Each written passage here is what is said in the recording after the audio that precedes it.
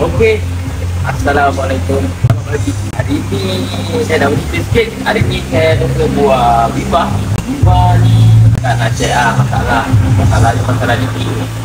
Masalah dikit tu barang kita kan. Terus kalau barang dikit kita cek kan. Jadi ni kita dah cek. Dia punya dikit tu punca daripada cover gasket dengan ori kita. Betul tak? Orang kita ni macam tak produk memang tak lekang lah orang cakap pasal jika benda situ.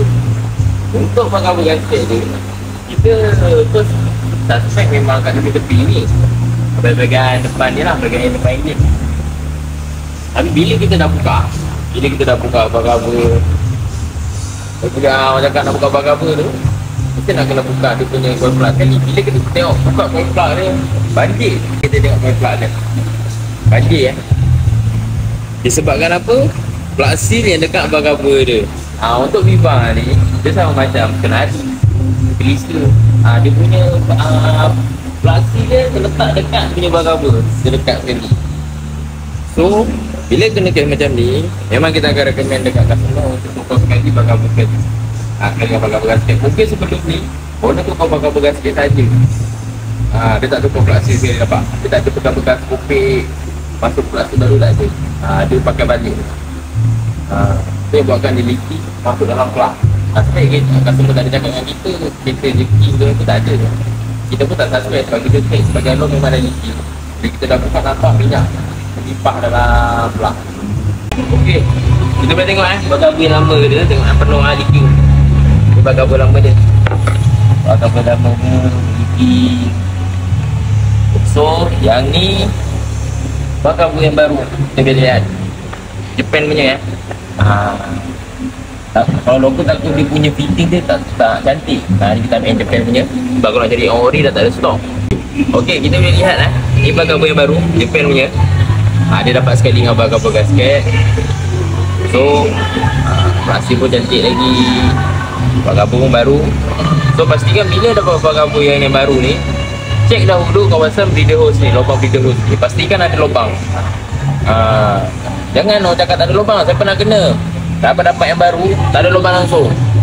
So takut nanti bila tak ada lubang, enjin terlalu panas, udara panas tu nak keluar tak ada saluran dia, tak ada. Sebab dia sebenarnya tutup lubang udara ni je yang orang cakap untuk keluar udara panas tu. So pastikan ada lubang. Kalau tak ada lubang, buat tebuk. Tebuk lubang. Kalau macam ni dah ada.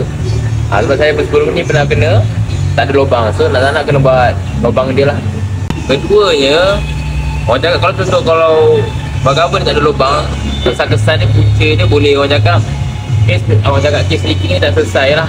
Takut leaking lagi sebab enjin terlalu panas, minyak tu boleh nendang keluar. Itulah. Selesai tu nanti kita tengah dalam proses lagi, on progress. Nanti kita bersihkan pula, kita bekas minyak dia ni, bekas sikit lama.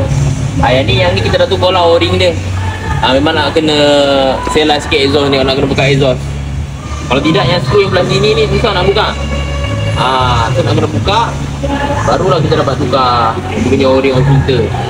So nanti kepada setiap pemasangan nanti kita akan tunjuk lah hasil dia. Sebab nanti kita akan basuh enjin ni sebab minyaknya penuh berlimpah leaking.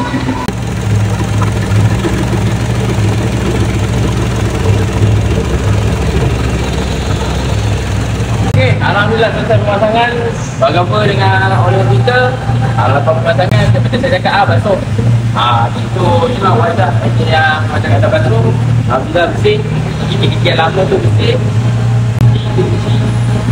So baru lagi curahkan warna. So curahkan warna tu macam biasalah. Sebab minyak dah leaky, minyak hitam dah leaky, mesti minyak hitam kurang je. So kita kena cek top up dulu. Top up, baru kita cek benda lain lah. Belum kurang kata minyak frame, bila voltage bateri, minyak apa lagi. Mana yang orang cakap, mana yang kita buka tu pasang balik lah. Pastikan ni cukup lah. Mana yang tak kena tu, kasih nyamper. So ada maksud lagi lah, kita pun dah boleh tahu dah. Seperti lah untuk saya ni, ilmu ini bermanfaat. Jangan lupa like, komen, share. Mana yang akan cek boleh WhatsApp kita berbulan. Inilah. Assalamualaikum. Bye bye.